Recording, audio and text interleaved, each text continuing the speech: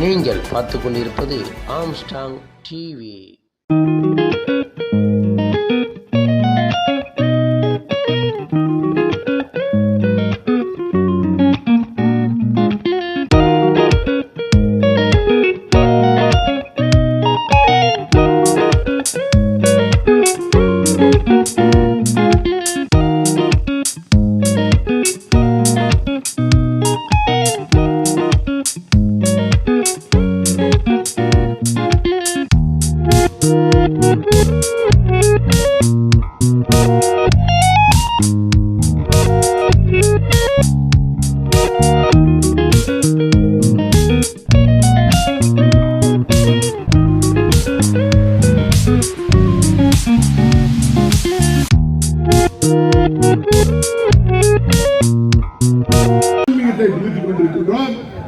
ஒரு ஆன்மீகம், அதாவது விவேகானந்தா சொல்லுவார், ஒரு நகரம் ஒரு நகர ஆன்மீகத்தை வளர வேண்டும் என்றால் அங்க இருக்கின்ற 5 பெண்களை அழைத்து ஆன்மீகத்திலே பங்கு கொண்டிருக்கின்ற அந்த நகரமே ஆன்மீகத்தில் சிறந்து விளக்கும் என்று சொல்லி இருக்கின்றார்கள்.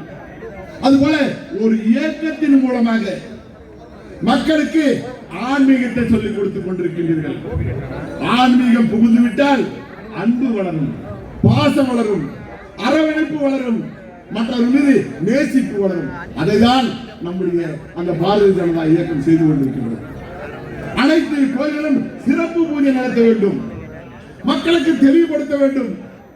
இன்று கூட நாம் சொல்லலாம், இன்று தமிழகத்திலே ஒரு ஆன்மீகம் வளர்ந்திருக்கிறது என்றால் அன்று பாரதிய ஜனதா தொடங்கப்பட்ட காலத்திலிருந்து அந்த மக்களுடைய அந்த எழுச்சி தான் அந்த வகையில் இருக்கின்ற பொழுது இன்று அப்படிப்பட்ட ஒரு நிலையிலே நாம் இருந்து கொண்டிருக்கின்ற நிலையிலே இன்று ஆண்டு கொண்டிருக்கின்ற இந்த பொம்மை முதல்வர் ஸ்டாலின் ஆட்சியிலே சுரண்டப்பட்டுக் கொண்டிருக்கின்றது. இந்த சேகர் பாபுன்னு ஒரு அமைச்சர் இருக்கிறார். சேகர் பாபு ஒரு அமைச்சர், கோயில் அறநிலைத்துறை அமைச்சர். அண்ணன் இருந்தாங்க, எல்லாம் நாங்க அமைச்சராக இருந்தோம். அம்மா வந்து கோயில்ல அந்த கோயில்ல யார் ஆன்மீக பக்தியுடன் இருக்கிறாங்களோ அவர்களை மட்டும்தான் அந்த துறைக்கு அமைச்சராக அமர்த்துவார்கள். ஏனென்றால் ஆன்மீகம் பெற வேண்டும், அந்த ஆன்மீக மக்கள் அந்த கோயிலில் வளம் வருவார்கள், அங்கே அந்த இறைவனை வழிபட வருவார்கள், அங்கே எந்த அரசியலும் இருக்கக்கூடாது என்று.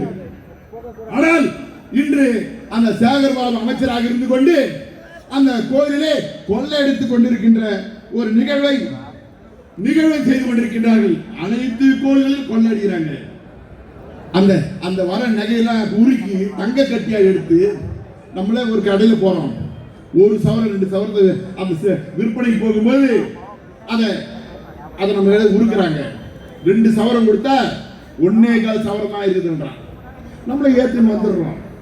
இன்னைக்கு கோயில்ல பாத்தீங்கன்னா பல அதாவது கிலோ கணக்கில் தங்கம், அது எத்தனை கிலோ வந்தது, எத்தனை டன் வந்தது தெரியாது. அப்படியே ஸ்டாலின் குடும்பத்துக்கு போகுது. தமிழகத்தை நாம் ஆள வேண்டும், நம்முடைய கூட்டணி ஆள வேண்டும், நம்முடைய முதல்வர் அண்ணன் எடப்பாடி அவர்கள் ஆள வேண்டும். அதற்காக நாம் உழைத்தாக வேண்டும் என்று இந்த சமயத்திலே சொல்லி எங்களையும் இந்த கூட்டத்தில் பேசுவதற்கு அனுமதித்த மரியாதைக்குரிய மாண்புமிகு அண்ணன் மாநில செயலாளர் அண்ணன் அவருக்கு நன்றி கூறி விடைபெறுகிறேன். நன்றி.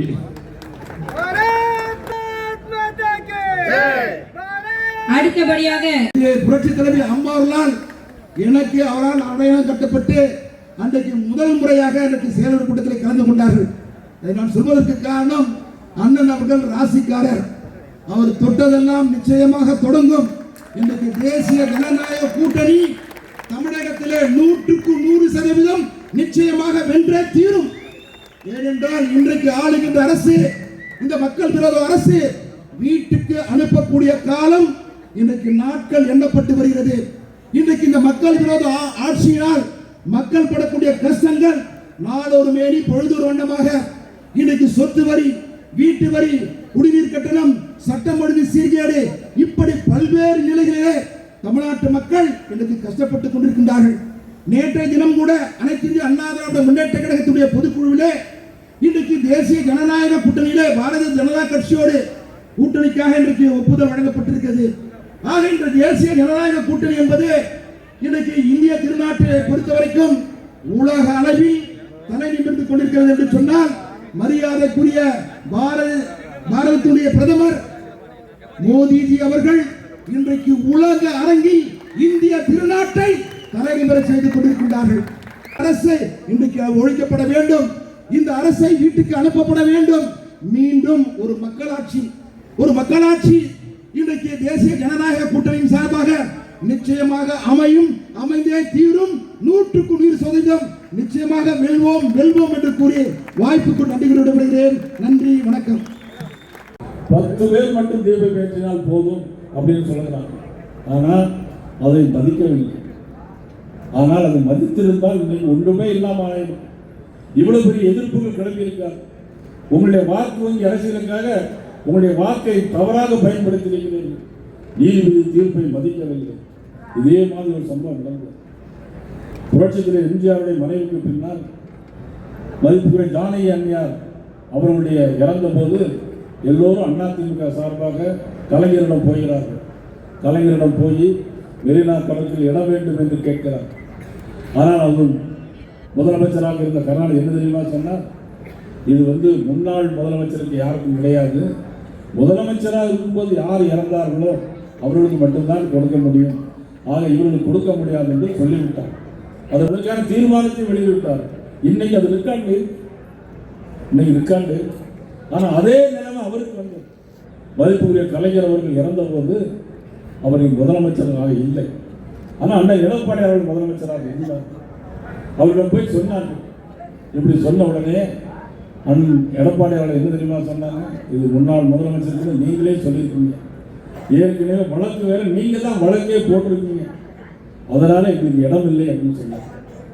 தேசிய ஜனநாயக கூட்டணிக்கு உங்களது ஆதரவை தர வேண்டும் என்று கேட்டு அதில் அண்ணா திராவிட முன்னேற்ற கழகம், தமிழ் மாநில காங்கிரஸ், புதிய நீதி கட்சி மற்றும் எல்லா கட்சிகளும் இணைந்து போட்டியிடுகின்ற எந்தெந்த சின்னங்களில் போட்டியிடுகிறதோ அந்தெந்த சின்னங்களில் அமோக வாக்கு வித்தியாசத்தில் வெற்றி பெற செய்யுமாறு உங்களெல்லாம் அன்போடு கேட்டு வருகின்ற உங்கள் அனைவருக்கும் எனது இதனை சிறப்பான ஏற்பாடு செய்த பாஸ்கர் அவரோடு தோளோடு போடுகின்ற இந்த மண்டல செயலர் தலைவர் அனைவருக்கும் எனது மனமார்ந்த நன்றி வணக்கத்தை கூறி விடைபெறுகிறேன்.